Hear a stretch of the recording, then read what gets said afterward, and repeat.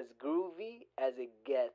Oprah, Can You Hear Me? Oprah vs. Donald 2020 is a conversation by Julie Benetti and Susan Barbaro and a production of EI Alliance, copyright 2019. America is courtesy of New Threads off their new album, Felonious Wilma.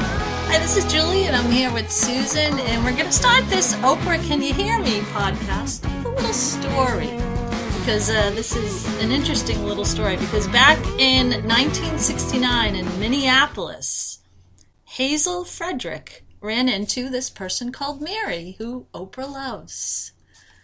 And so our question on this podcast is, Oprah, do you want to be Hazel or do you want to be Mare?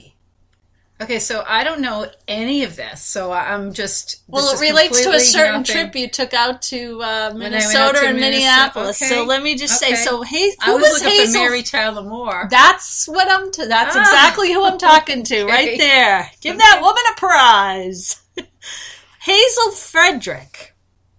She was 1969. She was downtown shopping at Donaldson's department store in Minneapolis.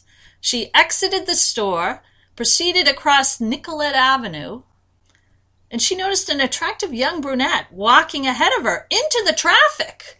And then that woman turned around and tossed her hat into the air. Yes, it was Mary Tyler Moore, who Oprah is a huge fan of. Is a huge fan of. And the woman is forever memorialized, Hazel Frederick, in that opening scene where it says created by James Brooks and Alan Burns. Her face is there with the little kerchief around it, and she has like a scowl on it. Because when Mary Tyler Moore threw her tam o' shanter, I guess which they call that hat, that she wore or whatever, in the air, this woman, Hazel, became the unwitting extra. The B player in her scene without even knowing it. And yet the story goes that she did meet Mary Tyler Moore when I think she stood in line or something to get an autographed copy of a book or something.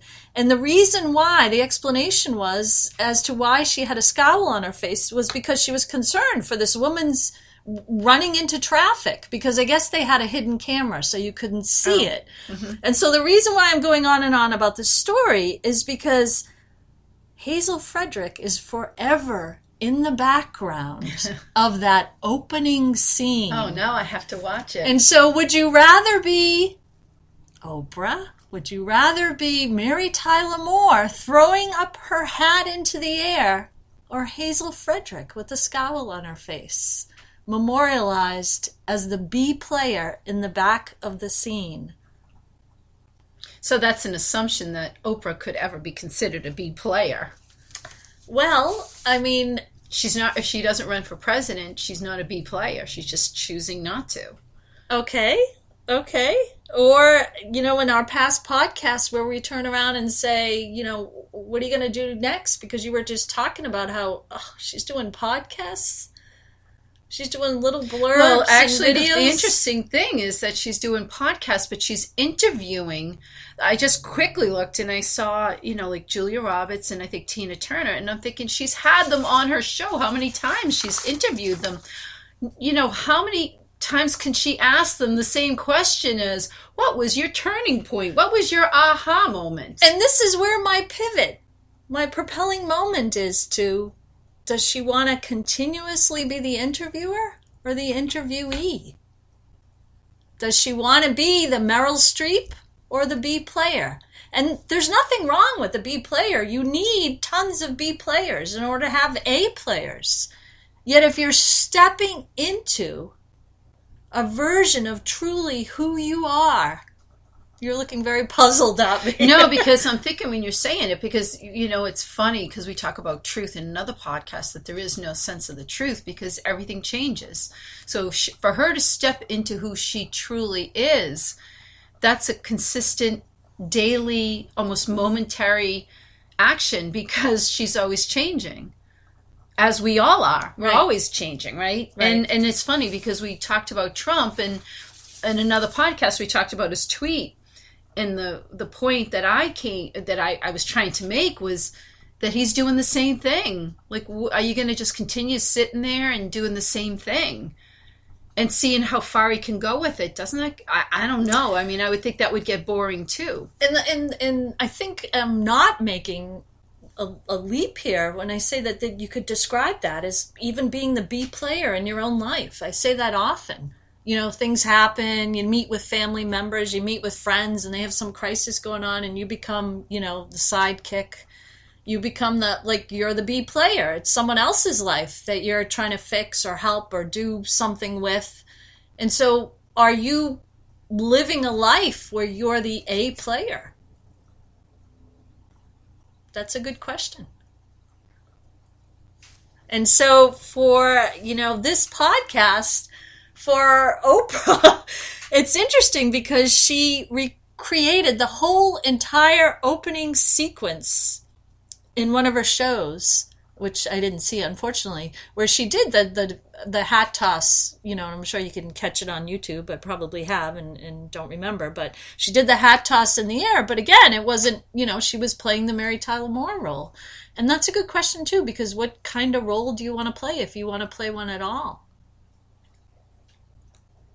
Well, I just think that what I get from what I think you're trying to say, I'm not putting words in your mouth, is she's been doing the same thing over and over.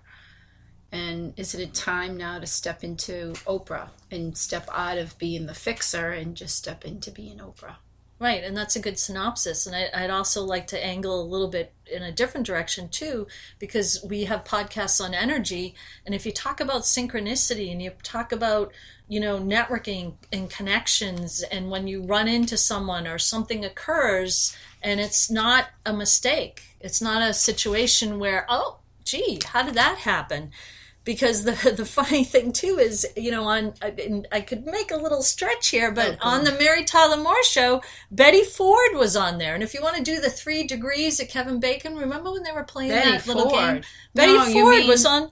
No, you mean Betty White, right? No, well, Betty Ford made history by being one of the first ladies on the Mary Tyler Moore show. All right. And if you want to take the 3 degrees of Kevin Bacon, I mean, there's Mary Tyler Moore very close to the presidency, right? I mean, not that Oprah hasn't been close to the presidency, but then I want to say one more thing, because she also, you know, had interviewed President Barack Obama. And Barack Obama said, this is interesting, I saw this quote, and he said that he thanked her for her contributions to the country and said, "You've got a big heart and you share it with people. Nobody knows how to connect better than you do. We are just blessed and grateful to have you in our lives." And so there's another synchronicity connection to the vibration of, quote unquote, the presidency. The only thing I get when you're saying this is, you know, because I'm looking down at the book, and it's like to look at something differently. This is, now I'm being a little bit selfish and talking about myself. My goal, if I have one, is to constantly learn more, experience more, adapt, and make myself, you know, as you always joke about it, the best version of myself, and constantly challenge myself to do new things. And it's a physical thing, but it's also emotional and a mental thing to, you know, think differently. And I would just think both for Trump and for Oprah, I could see both of them wanting to do something different, doing something you haven't done before. Not because someone's telling you, not because, you know, if you don't do it, what are people going to think? It would be simply for the experience for yourself. That to me, and even when I look at like the book we wrote about Trump, there's a lot of books out there, but they say the same thing. You listen to the news, they say the same thing. And Rachel Maddow, how many times can she just say the Russians? Russia. It's like, God, come on. I mean, and people tune into that all the time. And you know, it's like, and she's supposed to be so well educated. Like, can't you think of anything else to, like, a new way of looking at things? And the book that we wrote is really talking about energy. And the energy that Trump accessed. I mean, that's our definition. He may not say that, but in just thinking about things differently and learning and experiencing things in a different way and saying, wow, I never thought of it that way. And that's all I... And I can pull a Putin here and say that Trump was brilliant from the standpoint of looking at his character and how we look at the energy from his campaign to, how he's changed the skill set in the presidency to what he's doing with, Twitter and what his responses are. And, there is a certain brilliance in that, even not knowing, and there's certain brilliance in what Oprah does when she connects with people.